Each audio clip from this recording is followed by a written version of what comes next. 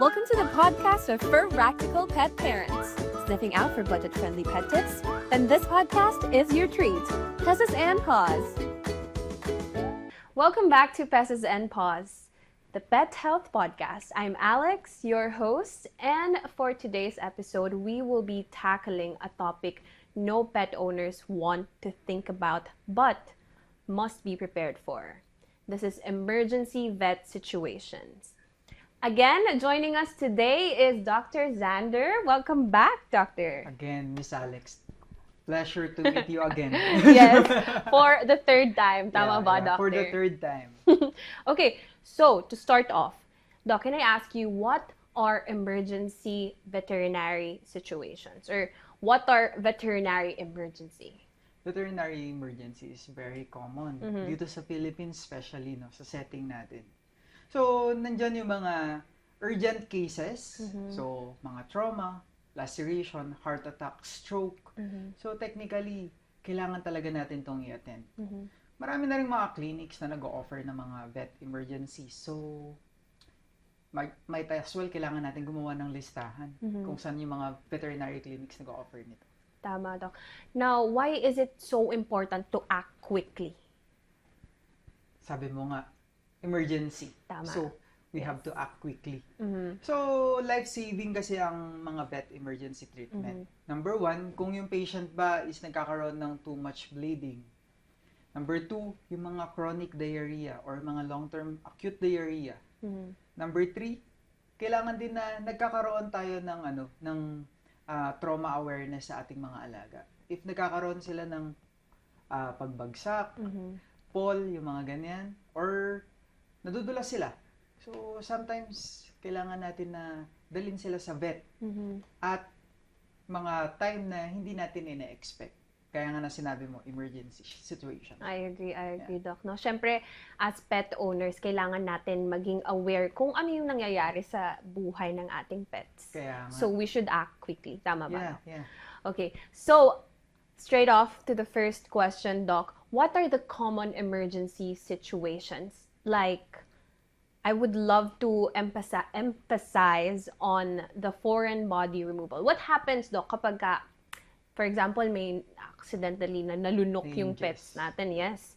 Can you tell us more about this? Okay. Pet owner again. Yes, pet owners again. Listen up. Alam nyo, wag natin masyadong spoil din sa mga toys, especially yung ating mga alagang hayop. May guilty to Yan yung mga very common na nakakain nila. Cute yung mga toys, nilalagyan pa ng mga buhok-buhok. So, akala nila buhay yun. Technically, may instinct sila. May drive sila na atakihin yung bagay na yun. Kagatin yung bagay na yun at kainin yung bagay na yun. So, yun yung nangyayari. Ini-ingest nila yung mga toys. And another one pala, Miss Alex, no, gusto ko rin i-emphasize yung mga pet owner na mahilig magpakain ng buto. Bones. Nakikita natin yung mga cartoons na yan. No? Yes. Oh, si Spike, yung kalaban ni Tom and Jerry. Binibigyan ng malaking buto or inaagaw yung buto, di ba? That's wrong. Yung mga buto, pagka nakagat nila yan, nagkakaroon yan ng mga sharp edges. Pag nalulun nila, nilalacerate nito yung bituka. Nagkakos siya ng infection, bleeding from the inside, internal bleeding. So, pet owners, hindi nyo dapat sundin kung ano yung nakikita nyo sa cartoons. Kailangan magtanong kayo sa vets nyo. Ano ba yung tama? Talagang good reminder yan. Oo, hindi talaga. Very common kasi talaga. Akala nila papakainin natin. Oh, bigyan natin ng buto kasi aso. Very wrong. Yung mga pusa naman, tinik yung binibigay. Alam nyo ba, hindi totoo na yung pusa natin is tagapaghilot ng tinik. Oo, totoo. Misconception yan. Totoo. And hindi daw sila natitinik. So, yung mga pusa natitinik sila. Nagiging foreign object, naglalacerate yan. So, foreign body removal yung kailangan natin. Sinisurgery yung mga pasyente na ganito. Bakit kailangan ni surgery? Kasi kung hindi nila malalabas yun, sisirain niya yung organ na yun. Kung saan siya nakatusok, maglalacerate siya, tandaan natin. Ang bituka may movement siya. Meron siyang tinatawag na rhythm. So, yung rhythm, continuously kung may object dito sa ating continuously ikaklamp niya ng ikaklamp, ipupush niya palabas eh. Yes. So, gano'ng kalayo yung pinupush niya, ganun din kalaki yung nalalacerate niya. Imagine yung area na sinusugatan niya. Diba? Ganun yung nagiging foreign body object. Ayun yung mga foreign body object problem natin. Oh, thank you for saying that. At least now I know what I should not, feed my cats and my dogs. And then now I want to ask you, Doc, how is it diagnosed? Or kanina nabanggit mo, Doc, yung mga surgery. Anong mga surgery yung needed for these types of situations? Okay. Sa surgery, sige, explain ko lang paano din na-diagnose. Number one, very important yung proper history taking. Bakit? Hindi nakakapagsalita yung pet mo. Again. Hindi niya sabihin, Mommy, nakain ko yung toy na binigay mo sa akin. Hindi niya gagawin yun. Hindi niya sasabihin yun. Kailangan natin gawin, mag-x-ray. Sa x-ray, makikita natin, or radiograph, makikita natin kung may foreign object ba sa tiyan. Number 2, ultrasound. Meron din kasi mga foreign body object na hindi nakikita agad sa x-ray. So, kung yung vet nyo, sinadjust na x-ray, tapos wala siyang nakita, nagsasuggest pa siya ng ultrasound. Tandaan natin, hindi mani yung habol niya. Tama. Ang habol niya is proper diagnosis. Kasi, hindi lang po basta-basta yung mga foreign object. Merong mga tinatawag na radio-opaque or radiolucent, which is hindi nakikita through x-ray lang. So, huwag kayong magalit, pet owners.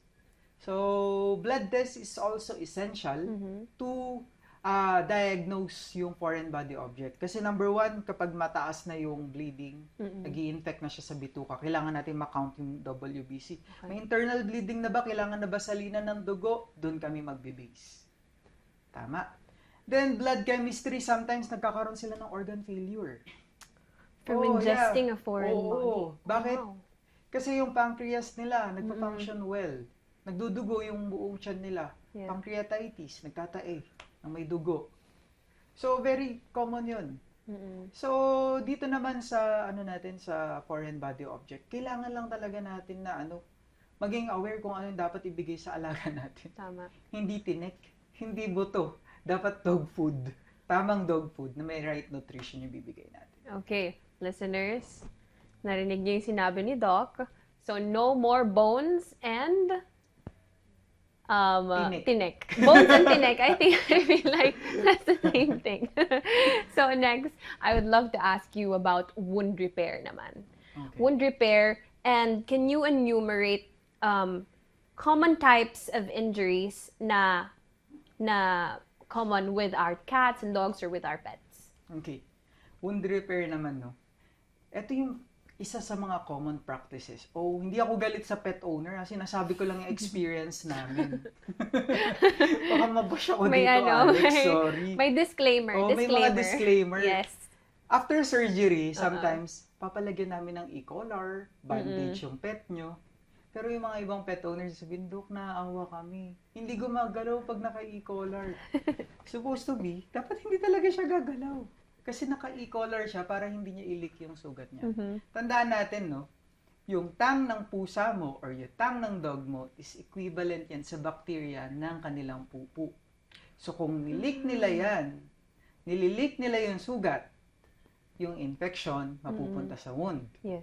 And yung wound may infect, kailangan mo pumunta ngayon sa emergency para magpa-wound repair. Sino may kasalanan? Hindi kami. Yes. Ikaw. Kasi hindi ka sumunod sa e-collar. Number 2, wound repair din. Problem, kapag yung mga patient natin is nagkakaroon ng laceration, nalalaglag sila, tapos nagkakasugat, mga injuries.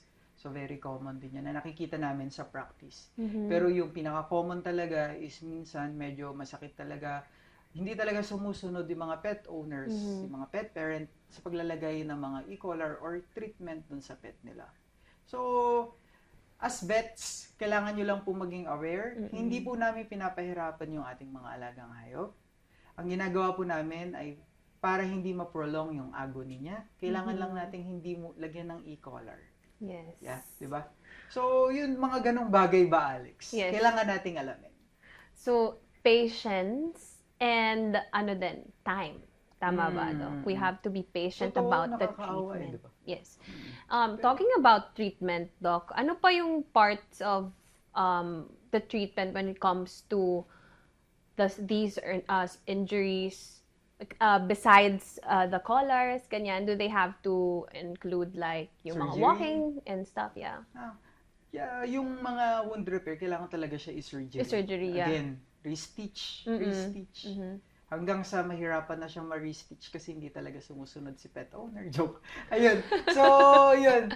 Restitch lang natin yung mga yung mga sugat, lilinisin, titignan, tanggalin yung mga infection.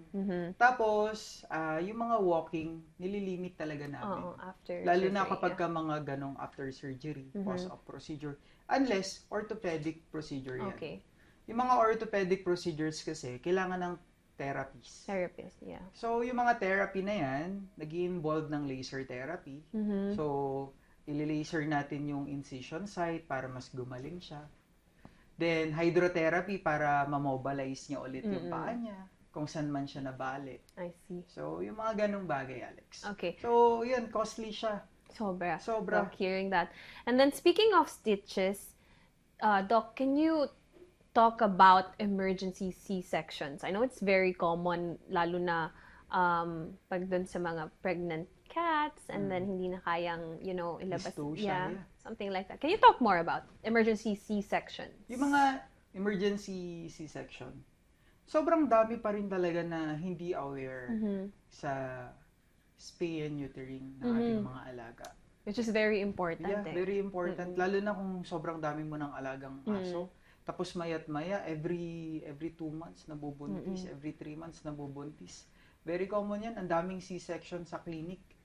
So, yung mga C-section na yan, nangyayari kapag hindi na kaya ng nanay, ilabas normally yung mga puppies or kitten. Yeah. Nangyayari yan kapag maliit yung pelvic bone or yung kanilang hips. Hips, yeah. So, maliit yung hips. Another one, nutritional deficiency. Factor din siya kapag hindi ka prepared sa pagbibigay ng nutrients. Kasi parang tao, pag buntis yung tao, daming vitamins. Totoo. Yung aso mo, dapat ganun din. Okay. Pusa mo, dapat ganun din. So, kailangan may vitamins din na, i-ready din sila. Yung mga ganung bagay, kailangan nating maging aware. Para hindi nagli-lead sa C-section. Pero, pag-usapan natin yung C-section, sobrang mahal niya. In a sense na, minsan hindi mo alam, lalo pag pusa. Talaga daw. Can you price range lang ng C-section? Usually, nasa 15 to 30. Wow. Pagka malaking breed, mas mataas pa yan. Umabot pang 50,000 onwards yan. Tapos may other problem pa. Siyempre, madadiagnose na siya ng ng mga other diseases. So, sometimes, nag-range talaga siya ng medyo malaking amount. So, better pet owner. Kailangan lang natin maging responsible. Yung key lang naman dyan, insurance, tapos spay and neuter. Makinig kayo sa vet. Pagka pinaspay and neuter namin yung alaga nyo, hindi indication nun is ayaw lang namin na dumami yung pet mo. Or gusto lang namin operahan yung alaga mo. Ang indication nun, kailangan nating i-control yung population nila. At the same time kasi, yung pagiging responsible pet owner, kailangan meron ka ding right resources for them. Yung resources na yun yung gagamitin mo for health nila. Kung wala kang resources, paano mo mabibigay yung optimum health para sa alaga mo? So, yun. Tama. Papasok na naman si insurance. That I agree, definitely. And syempre, thinking about worst case scenario, we don't want anything na mag-result into loss and potential complications, Doc. So, can you tell us more about this topic? Losing a pet or resulting to potential complications ng C-section. Yes. Yeah, yung C-section kasi involved yan kasi yung yung heart. Yes. Syempre heart. Ipupush kasi halimbawa malalaki yung puppies, no. Pinupush kasi nung puppies yung diaphragm, napupush talaga yung heart and lungs of the mother. Yeah. Yes. Potential cardiac arrest and shock kapag tinanggal. So, doon, namamatay yung mga yung mga aso. Yes. So, ngayon, yung nakikita ko dito, mas better kasi nagkakaroon ng awareness yung mga pet owner na meron tayong podcast na ganito, no? Yes. So, kapag namatay yung pet mo during C-section, ano lang talaga, hindi because negligent yung pet. Sometimes, may mga pre-existing condition na rin sila. Like yung mga heart problem due to pregnancy. Due to unwanted pregnancy. Pwedeng mangyari. It's possible. Possible siya. Then, another reason, pwede kasing merong risk yung surgical procedure. I'll be honest. Hindi kami Diyos as vets. Magbibigay kami ng anesthesia sa alaga mo, may risk yan. May surgery, lagi kami magpapapirma ng consent form kasi may risk yan. Tayo nga, di ba? Yung iba, nagpapa-rhinoplasty, merong consent form. Tama. Kasi yung anesthesia, yung risk ng anesthesia. There's a risk. Yes. May risk. So, pet owner, pwede talaga mag-suffer ng death yung alaga natin.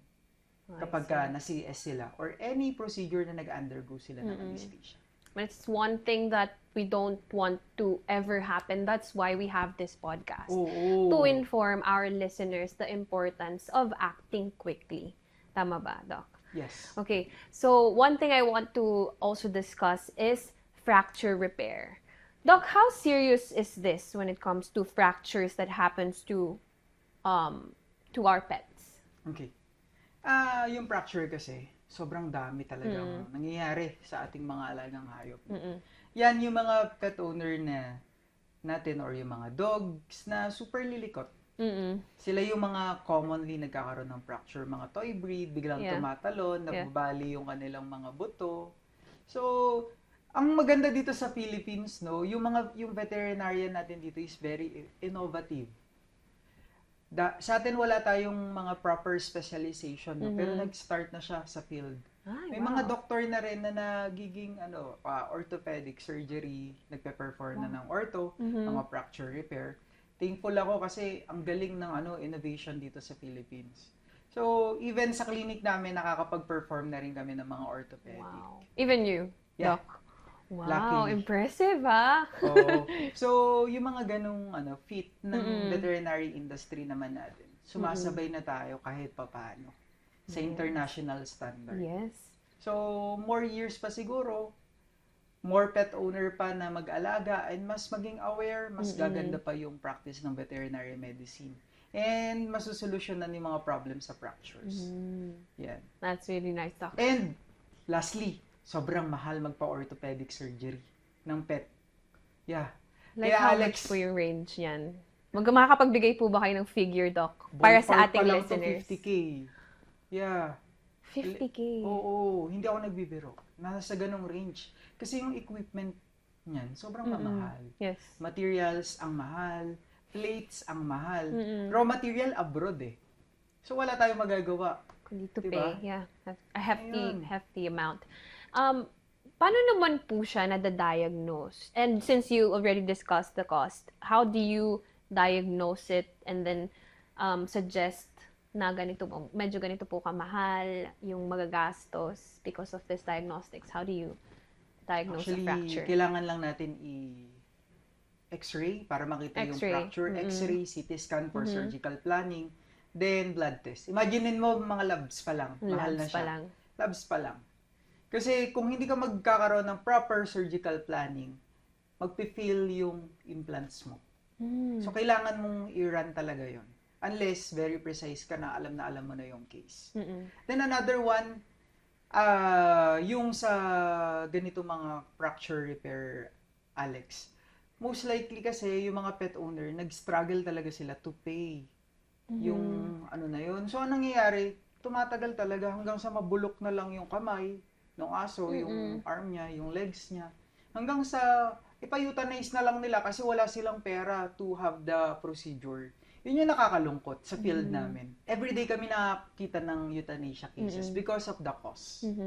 So, Alex, with regarding sa insurance, napakalaking bagay ng allocation ng money natin, especially sa ganitong klaseng problema. So, para ma-perform yung mga ganitong life-saving procedure, kailangan meron ka talagang hawak or meron kang tinatago sa sleeve na insurance. Insurance, Diba? yes. That's Kasi, very important. Kung papabayaan natin yung mga pets natin, mapipilay na yan for life. Imaginein mo, meron na nga lang siyang 10 to 15 years, pilay pa siya. Oh, yes. Diba? Tama ka dyan, Doc. Yung agony na lang ng pet mo, isipin mo. Mm-mm. So, may mga ways naman para makatipid, makamura. Yes. Kaya nga, ako, as vet, advocate ko talaga na maging financial wise yung mga pet owner. yes. Especially sa mga insurance. Mm-mm. Dito sa Philippines, parang ang dami na rin mga pet insurance. So, Of course. dapat i-grab natin yung opportunity na may mga ganito tayong way para mabawasan yung mga vet bills natin. Mhm. Siguro, hindi naman masakit sa atin yung around 5 to 6,000 per year para lang makakuha ng insurance, right? Exactly, Doc.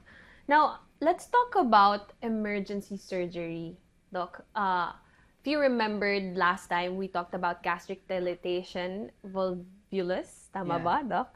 So, can you tell us more about the emergency surgery when it comes to GDV, Yeah. rather? Yung GDV, yan nga yung umiikot yung bituka nila. Tapos yeah. napupuno siya ng gas hanggang mawala na siya ng blood supply. Yeah. No?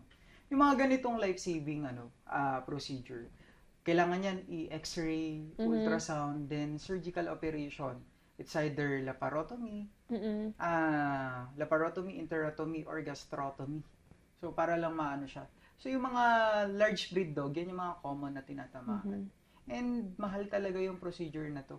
Kasi, yung mga sanay lang gumawa ng mga ganitong klaseng procedure yung nakakapag-run nito. Mhm. So, sometimes, kahit naman sino, kailangan mo na ng mga doktor na maging sanay ka Mhm. or equip ka ng skill na yun before performing that. So, tatawagin pa ni vet yung senior niya para i-run to. I see. So, medyo costly na talaga kasi senior mo na yung gagawa ng procedure. Have you tried Yeah. Sa clinic emergency namin, sa hospital surgery? namin, nakakapag-run kami ng ganitong mga procedure. Like usually po, if I Promote ko ba? Joke! if I may ask, why not, diba? Diba? If you want to promote it, no, Doc? If I may ask po, no, like, yung ratio niya, like, gaano karaming instances? Na may GDV. Yes. Okay. GDV. Sa totoo lang, nagiging aware na rin naman yung mga pet owner na huwag mag-alaga ng mga bigger dogs. Yes. Especially here in Makati, Oh. Makati, dito sa Makati, more on condo units tayo. Yes. Right? Yes. So, yung mga tendency, yung mga condo owner dito, mga small breed lang. Tama. Yung mga naalagaan nila, cats, Yeah. mga toy breed na Toy breeds, poodle, yung mga, mga chihuahua. Yeah. Okay. So, mas less naman na. Pero, siguro in a month or at least 4 to 5 surgeries kami ng ganito. Dami pa rin. Marami no, pa Doc? din siya. Mm-mm. And, syempre, ayaw namin na mawala rin naman yung mga large breed Yes, of dogs. course. So, ang nangyayari talaga, life-saving procedure, emergency talaga. Tawag senior, gawin natin. Ganon kami agad. Kasi, in 24 hours lang, kapag hindi mo nagagawa, mamatay na yung aso. So, kawawa naman siya. Kung kaya pa naman gamutin, why not, di ba? Ayun. I agree, Doc. And that's when also, again, pet health insurance comes in. Tama ba, Doc? Tama. So, ano po ba yung pinaka-role ng pet health insurance during emergency situations like these? Number 1, mawawala na naman yung financial Exactly. burden mo, di ba? May anxiety ka na nga, iniisip mo pa kung saan ka kukuha ng pera para ipagamot yung aso mo. Depressed ka na nga doon sa kalagayan niya, nalulungkot ka, kinakabahan ka. Paano ako kukuha ng ganitong amount? Right? So, doon pa lang, hindi mo na masyadong iisipin, okay, bayaran ko muna, marireimburse naman. Afterwards, marireimburse naman to. Diba? So, sobrang laking bagay na even mental health natin, It's saved, yeah. nasa-save ng ganitong klaseng way ng insurance, di ba? Tama, Doc. I believe. So, for me, it's very good na magkaroon ng insurance talaga. Like, yung standard insurance for pet health nga. Of course. And, Doc, what is the annual benefit limit ng pet health insurance from Standard Insurance? So, yung range ng 5 to 6K mo, meron ka ng annual benefit up to 50,000 pesos. Which is a big thing, Yeah, no? Tama, big thing talaga. Lalo na kung in-applyan mo pa ng yung pet mo is may insurance na, tapos ano ka pa, proactive owner ka pa. So, mas maliles pa yung mga gastos mo, di ba? Tama. Now, let's discuss naman, Doc, kung ano yung mga bagay na hindi natin kino-cover sa pet health insurance ni Standard Insurance. Number 1 dyan, no, yung mga pre-existing na. Example nyo, Doc. Siguro, yung mga heart disease na Okay. meron na talaga yung alaga. Kidney, chronic kidney disease. Hindi talaga siya mako-cover. Kasi kung may mga ganun na yung pet mo, tapos i-claim mo siya sa insurance, hindi talaga siya, kailangan yung mga pre-existing diseases, hindi talaga siya pwede ma-cover. Yeah, okay. So, yun yung problem lang natin, no? So, kaya kailangan as early as possible, makapagpa-insure tayo. Yes. Para if ever man may lumabas na problema dun sa alaga mo, makapag-ano na tayo agad, makiklaim natin siya. Tama. Hindi siya magiging considered as pre-existing disease, right? Yes, tama. Ayan. And what else, aside from pre-existing health disease?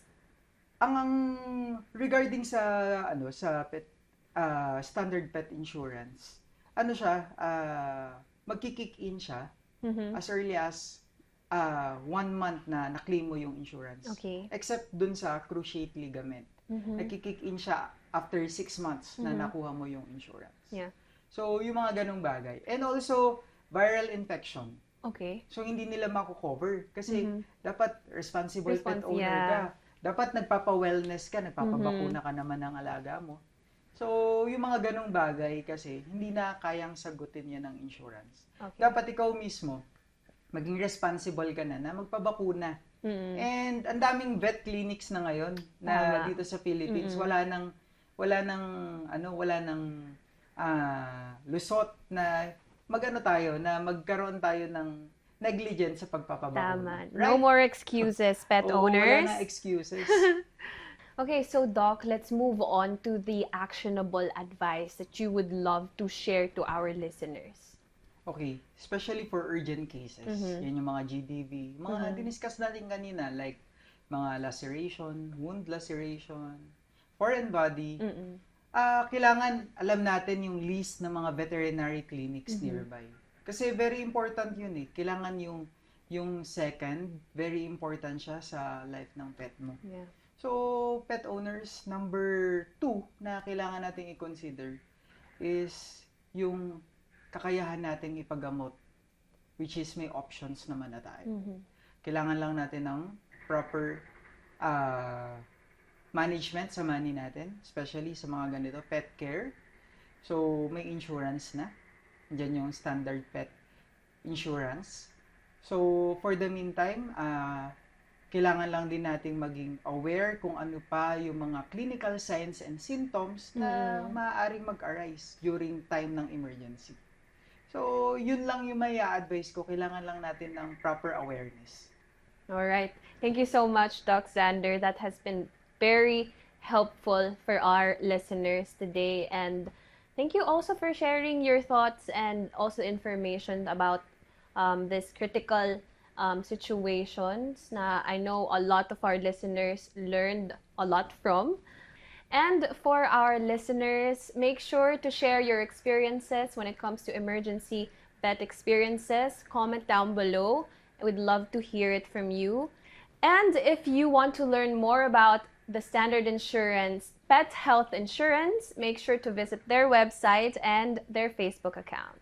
Join us again next time here in Pesos and Paws as we discuss medical maintenance for our lovely pets. Until then, see you next time. Bye! Bye!